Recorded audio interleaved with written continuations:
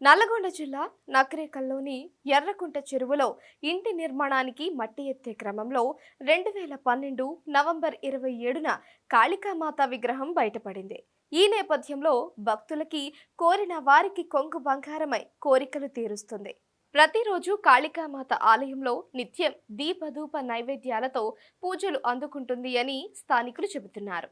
వివరాల్లోకి వెళితే నకిరేకల్ పట్టణానికి చెందిన బ్రహ్మదేవర చెబుతున్న వివరాల ప్రకారం ఇంటి నిర్మాణ పనులకు అదేవిధంగా ప్రభుత్వ ఆఫీసు పనులకు నిర్మాణానికి ఎవరెవరికి అవసరం ఉన్నా స్థానికంగా ఉన్నటువంటి ఎర్రకుంట చెరువులోని మట్టిని ఎత్తే క్రమంలో నాడు 2012 నవంబర్ 27న విగ్రహం బయటపడింది.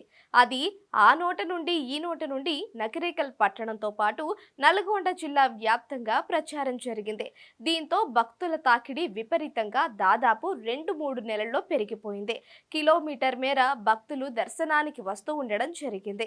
నకిరేకల్ పట్టణానికి చెందిన బ్రహ్మదేవర శంకర్ కు వెలిసిన తరువాత దేవతకు నమస్కారం చేసి కొబ్బరికాయ కొట్టే క్రమంలో కళ్ళు తిరిగి పడిపోవడం జరిగిందని తెలియజేశారు. అదేవిధంగా కళ్ళు మూసుకోబోయి కాళికామాత దేవత చేతులు పెద్దగా ఉండి ఆకాశమంత ఉన్నట్టు కనిపించింది. దాదాపు ఇలా 2 నిమిషాల పాటు అలాగే ఉండి కనపడింది. ఆ తర్వాత యథావిధిగా కోల్పోవడం జరిగింది. తనతో పాటు కొంతమంది భక్తులకి పూనకం రావడంతో తాను ఇక్కడ కాళికామాతగా కొలువుదీరానని తెలియజేశారు.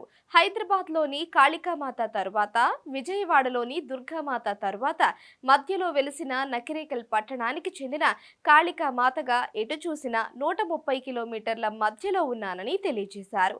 ఇక్కడికి వచ్చి దర్శనం చేసుకున్న వారికి ఎటువంటి సమస్యలు అయినా భూత ప్రేత గ్రహదోషాలు ఆరోగ్య సమస్యలు పెళ్లి కాని వారికి పెళ్లి పిల్లలు లేని వారికి పిల్లలు పుట్టడం జరుగుతుందని మీడియాకు తెలియజేశాడు.